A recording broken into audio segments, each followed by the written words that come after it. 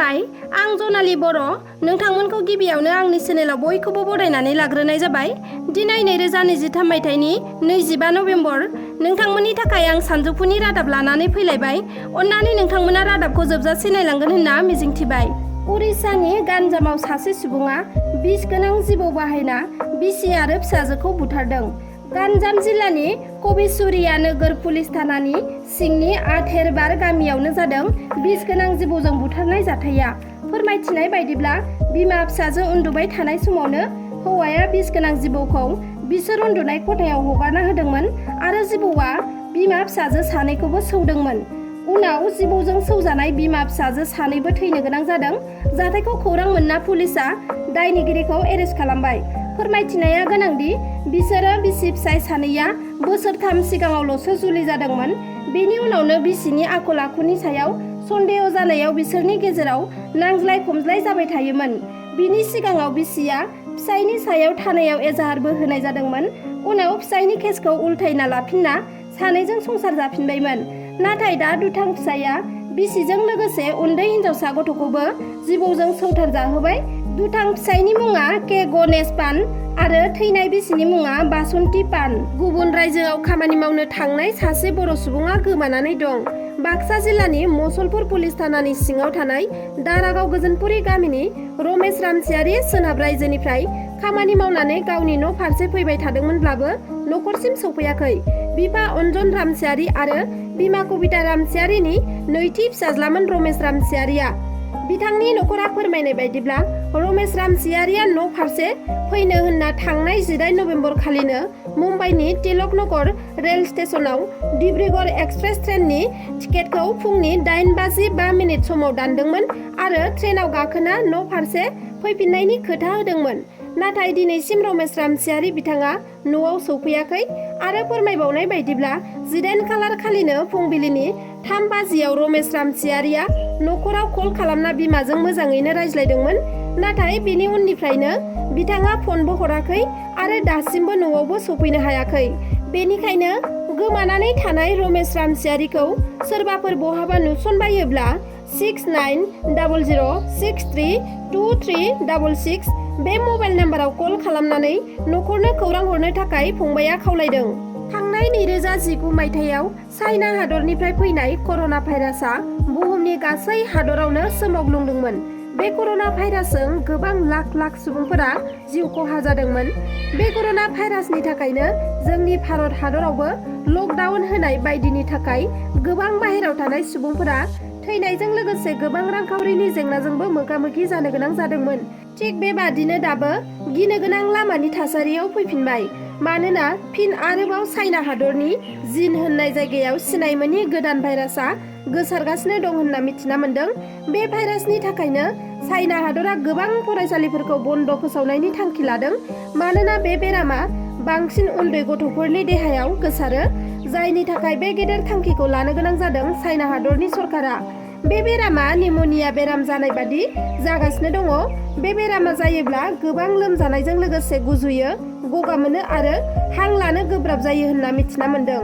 बे बेरामखौ दासिमबो सिनायनो हाथ'वाखै आरो बे बेरामा सासेनिफ्राय गुबुन सासेनियाव गोरलैयैनो बास्लायनायनि चान्स थायो। बेनिखायनो बे बेरामखौ कर'ना भाइरास बादिनो मोनसे भाइरास सानना लानाय जादों। बे भाइरासआ गुबुन हादराव गोसारोब्ला गिबियै भारत हादर, पाकिस्तान हादर, नेपाल आरो नर्थ करिया हादराव गोसारग्रोनो हागौ होननानै हु एबा वर्ल्ड हेल्थ अर्गेनाइजेसना फोरमायनानै होदों। चिरांनि सामथाइबारियाव गिख्रंथाव लामानि जाब्रबथाय, बास गारिया बेलथायनानै गोबां सुबुंफोरानो जोखोम जादों। धुबुरीनिफ्राय क'क्राझार फारसे थांबाय थानायावनो राजा लामायाव दोनथ'नाय गंसे बलेर' पिकआप गारिजों गंसे बासआ सौग्रावलायनायाव बासआ बेलथायहैदों। धुबुरीनि फकिरगन्जआव थानाय जनाकि जातीय बिद्यालयनि फरायसा आरो फोरोंगिरिफोरा एडुकेसनेल ट्रिपनि थाखाय रायमना नेशनेल पार्क फारसे थांदोंमोन। बेयावनो बे जाब्रबथाया जानो मोन्दों। AS 25CC2695 नाम्बार प्लेट थानाय बासआ लामा सेराव लाखिना दोनथ'नाय बलेर' पिकआप गारियाव सौख्रांहैदों, जायजों बासआ बेलथायहैदों। मिथिना मोननाय बायदिब्ला जनाकि जातीय फरायसालिनि फरायसा आरो फोरोंगिरिफोर गासै सा 75 बे बासाव दंमोन। गासै सा 75 नि मादाव गासै सा 48 सुबुंफोरानो गोब्राबै जोखोम जादों। बेनि गेजेरावनो ड्राइभारबो दं। ड्राइभार आरो सासे सुबुङा बे जाब्रबथायाव गोब्राबसिनै जोखोम जादों। बिथांमोनना खर'आव जोखोम जादों होनना मिथिना मोन्दों। जोखोम जानाय गासै सुबुंफोरखौनो काजलगावनि जोहोलाव सोमला बसुमतारी देहा फाहामसालियाव थिसननानै फाहामथाय होगासिनो दं होनना मिथिना मोननाय जादों। थांनाय माखासे सान सिगां सरकारा जोनोम फोरमानलाइखौ मोनसे गोनांथार डकुमेन्ट जासिगोन होननानै फोसावदोंमोन। जायखिजाया मावख'आवनो जोनोम फोरमानलाइया गोनांथार जानो थांगासिनो दङ। बेनिखायनो नोंथाङा जुदि जोनोम फोरमानलाइ थामहिनबा बार्थ सार्टिफिकेट गैयाब्ला थाबैनो बानायनानै लादो। जोनोम फोरमानलाइखौ नोंथाङा बबेबा मेडिकेलाव थांनानै बानायनो गोनांथि गैला, मानोना नोंथांनि मबाइलावनो गोरलैयैनो बार्थ सार्टिफिकेटखौ बानायनानै लानो हासिगोन। अब्ला बार्थ सार्टिफिकेटखौ मबाइलनि गेजेरजों माबायदि एप्लाइ खालामगोन नायनानै लादो। गिबियावनो नोंथाङा अफिसियेल वेबसाइट सार्भिस प्लासआव थांनांगोन।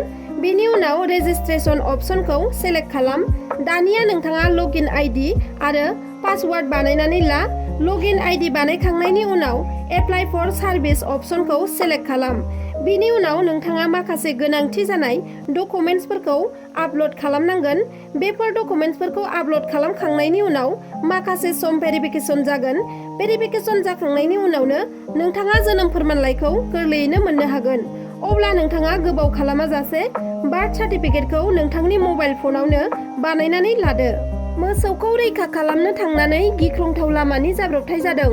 बे गिख्रंथाव लामानि जाब्रबथायाव सासे सुबुङा जिउ गोमानायजों लोगोसे गुबुन 3 सुबुङा गोब्राब जोखोम जादों। करिमगन्ज जिल्लानि बाजारि जराकाटाम ओनसोलनि जलाइपारा कानपुन लामायाव बे गिख्रंथाव एक्सिडेन्टआ जादों। मिथिनो हानाय बायदिब्ला आबुङै सिमेन्ट लाबोनाय राङामाटि फारसे थांबाय थानाय समावनो ट्राकनि सिगाङाव मासे मोसौआ लामा गेजेराव बारथेदोंमोन।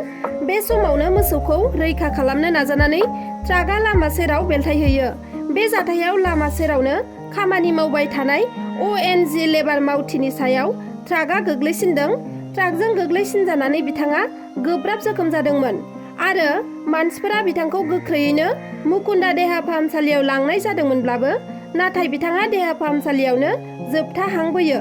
थैनाय बिथांनि मुंखौ सनजय माथि होनना मिथिना मोन्दों। ओरैहाय गुबुन जोखोम जानाय 3 सुबुंखौ मेघनाथ दले, बापि माल आरो सम्पु आरि होननानै मिथिना मोननाय जादों। रिपर्ट बायदिब्ला बे 3 सुबुंखौ गोजौ फाहामथायनि थाखाय सिलचर मेडिकेल कलेज एन्ड हस्पिटालाव दैथायहरनाय जादों। बे जाथायखौ खौरां मोननानै पुलिसआ जाथायसालिसिम थांनानै ट्राकखौ हमहैयो, नाथाय ड्राइभारा ट्राकखौ गारनानै खारखुमालांनो हायो। दा बे जाथायनि सायाव पुलिसआ नायबिजिरनाया सोलिगासिनो दं आरो लोगोसे ड्राइभारखौबो थाबैनो हमनो थाखाय खोथा होदों पुलिसआ। BTR सरकारनि मोनसे बाख्नायजाथाव हाबा मावनाय। थांनाय माखासे दान सिगांनिफ्रायनो BTR सरकारा अनसाय बिथांखिनि गेजेरजों राङारि अनसुंथाइ होबोदों आरो दायो नैथि खेबनि थाखाय अनसाय बिथांखिनि गेजेरजों गोरिब दुखुथिया दखान होनानै जाग्रा आइजोफोरनो 5,000 रांनि चेक राननानै होदों BTR सरकारा। बे रांखौ मोननानै आइजोफोरखौ गोबां रंजानाय आरो खुसि जानायखौ जों नुनो मोनदों। गोजोनगोन नङा होमबा? जों गोजोननाय थाबाय, बे थाइसेबाबो थाइनैबाबो जों बेजोंनो जानोसै। आङो बैग्रिगुरि। आङो हाग्रानि मैगं आं खायो। मा दखानाव फानो आं। बै काजलगावआव बे जेन्थ' सारानो आंखौ मादै लिंनानै मादैया गेसाव गोफोन फानो होननानै बुङोमोन, एदावो आंखौ मादै होननानै लिङो। दहायबा आं बावनो बाहायनो खुलुमखाबाय। आङो दखान खालायो, साम' लाङो, मान्दे खायो, एलासि मैगं खाना लाङो आङो चिराङाव। आं बिजों मावबावनो जाबावसै। मैगं थाइगं साम' फाननानै आं जागोन। आं गोदो खस्थ' खालामनानै आं जाग्राखा, गैजाया। एसेबाबो आं हेफाजाब मोनबाय दा BTRनिफ्राय। आं गोदोनिफ्राय बिराद खस्थ' मावना जाबोबाय। आं दिनैसो आं गोजोननाय मोनदों आरो बावनो होगोन आं गोदोनिफ्राय आं बेनोखा इउपिपिखा। आं मोसाबावोसो। गोजोननाय मोनबाय। सिगां समाव बेफोरबायदि मोनदोंमोन? जों मोनाखैमोन। जों दासो जों BTR जानानै दा बेसेबांसिमनि चेक होदों? 5,000 होदों। मा खालामगोन बेजों? बेजों मा खालायनो, जों जेखि माबा खालायनानै मावना जानोसै, गैजाया नालाय। बेखौनो जों गोजोननाय थाबाय। जोङो जों बेजोंनो लाहार फाहार खालायनानै एसे खालायनानै जोंबो आबुनि मुङा मा जों आंना खावब्लित ब्रह्म हा बबेनिफ्राय बै अन्थाइबारि सामदैसा नोंथाङा जे बेबायदि चेक मोनदों औ सरखारनिफ्राय औ जों बिराद गोजोननाय मोनदों माब्लाबाबो जों बिदि मोनाखैमोन गोजोननाय आजां गाजां बे चेक मोननायजों रां मोननायजों मा खालामनो सानदों जेनेबा आंना न'खरावनो नोगोर खस्थ'खा फंबायफोर गैखाथारा आरो बोरायबो गैला दा आङो बेजों जिखुनु माबा माबि बायस' बुयस' फाननांगोन बा माबा मोनसे खालामनांगोन गैखाथारा दा दुखु गोनां बाथ्रा आंना फिसालाया न' गंसे देथाबायमोन बेखौनो फाननांबावबाय आंसो जाहोखायो बिराद खस्थ' न'खराव सोर सोर दं न'खराव आंना फिसालाफ्रा साथाम हौवा गोजा दा कलेजखौनो गारनानै फिसालाया बेंगालराव थांनांबाय फिसौ फरिखाखौनो होस्लाबनो मोनाखिसै दुखु गोनां बाथ्रा दा जोङो बिराद दा बिटिआरनि सायाव जोङो गोजोननायखौ बयबो रायलायो आरो दा गोजोननाय मोनदों आवगोलाव बिदि मोनाखैमोन जों दा औ मा बिनो गोसोआव सरखारनिफ्राय बे चेकनि अनगा आरोबाव माबाफोर सानबावदों नामा नोंनि गोसोआव साननाया बेनो आंना बिराद गिदिर बेमार जादोंमोन दा न' देथाबखानायखौनो फाननानै आं फिसालाखौ दाहायनांबाय फिसालानि बेमारनि थाखायसो आङो आगोलाव दाख्लैफोर बुंबाय थादोंमोन आरो गोसोखांनाय फैदोंमोन होबा मा जागोन मोनगोन ना मोना होमब्लाबो आङो जोंनि बे दानि बे माबाया एमएलए आ बे जयन्तआ फंबाय जायो बिबोनां बेनिफ्राय आङो 3,500 बिनानै मोनबोदों बावबो आं गोजोननाय थादों गोदो बेफोरबायदि मोनाखैमोन बावबो आंहा गोजोननाय दं दा बेखिनिखौनो आं बुंनानै दोनबाय आरो दिनैनि रादाबा बेखिनियानोमोन नोंथांमोना आंनि रादाबखौ जोबजासे नायजोबलांनायनि थाखाय रोजा रोजा साबायखर थाबाय आरो लोगोसे अननानै आंनि चेनेलखौ लाइक शेयार साबस्क्राइब खालामना होगोन होनना मिजिंथिबाय एसेनोसै गोजोन्थों।